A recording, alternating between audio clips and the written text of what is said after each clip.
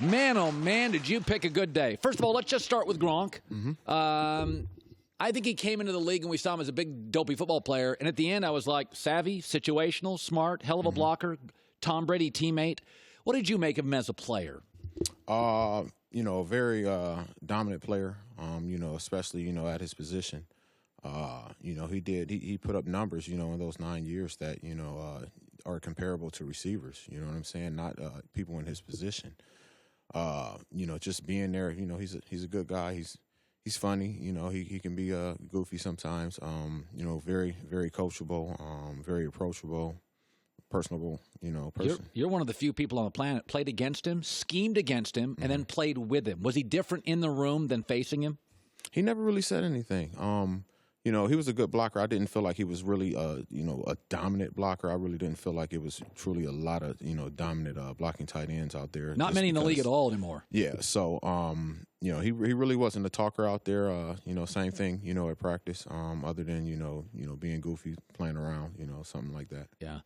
Okay. So we got Steeler things to unpack here. First of all, Josh Harris had a tweet about a week ago, and he said, Big Ben years ago intentionally fumbled. And as I said on the air at the time, how do I know? I have no idea. I got no sourcing on this. I had somebody I trust in Pittsburgh text me and say, Josh Harris is friends with Antonio Brown. They were guys, and they both hate Ben. Just unpack it for me. What do you make of this claim? That's what he believes. Obviously, since he stated it, I don't see anyone going to that extreme of a length, even if the situation was as he said it was. He didn't like what was going on, the call, whatever, and he decided to, do what he did. I don't see that. I don't see anyone going to that extreme. Anything can happen. The other team can get the ball, they can run it back, touchdown. Now you're in a fight. In the end of the game. James, were people talking about that fumble after it happened? Do you remember? I don't even remember it. So there you go. It wasn't a big. So in the locker room, it wasn't a hot topic. Yeah, I don't remember it. Yeah. Wow. Okay, let's talk about other things. Big Ben's not a great teammate. And by the way, not everybody probably loved you in the locker room. Not everybody's loved by everybody. There's probably somebody in New England that doesn't like Brady, okay? This idea that everybody loves... I don't know about that. That's a hard one. I hated him all the way till I got there. So. Big Ben, was he a good teammate? Yeah. I think it's dependent on the relationship that you have with that person, which gives you the way you see them or how you respond to them. And therefore, the lack of relationship, that makes it to where now you're just going off what you perceive to be that person because you don't have a deeper and in detail understanding of them.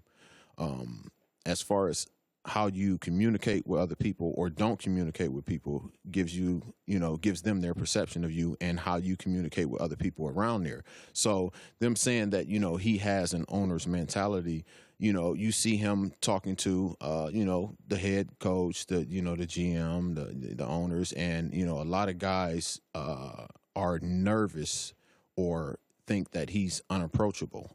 I came in and I was already there, and when Ben came in 2004, so I met a rookie. I met a different player. So it was easier for me to bond with him, I guess it is, than a guy that's coming in, and well, you were one of the bedrock guys for him. Mm-hmm. So when he came in, he probably leaned on you a little bit. So you guys grew together. We all grew together. When Ben first came in, it was a defensive team, Yeah. The defense is what, helped us to win a lot of games. And Ben, of course, he did his thing.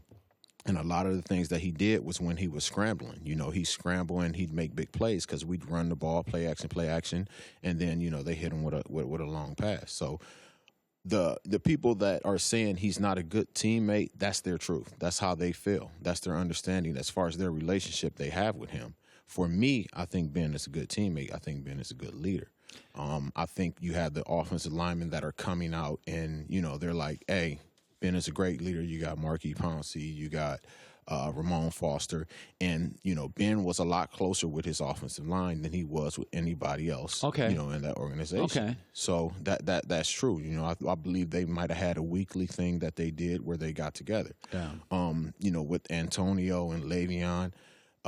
maybe they felt like they should have been closer or they wanted to be closer. And, that's fault on both sides, on Ben, on them. If that's something that you wanted, you guys should have, tried to build a relationship. If it's nothing more than, saying, hey, let's meet up once a week and watch film or go eat, do something so that we can get a better understanding relationship between you and me.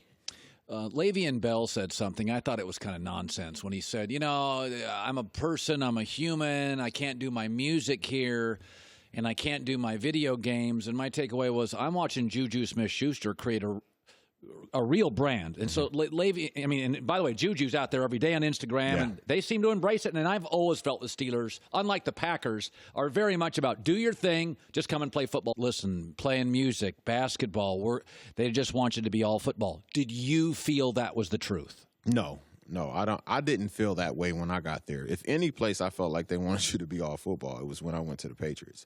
It's no social media in their facilities. That's what, that's a rule. Bill, that's a rule. That's what Bill goes by. Even when I posted the picture with Tom and I when I first got there, I didn't know that. But later, a day or two later, he was like, hey, we have a rule. I have a rule. And this is the – so, I'm like, cool, that's fine.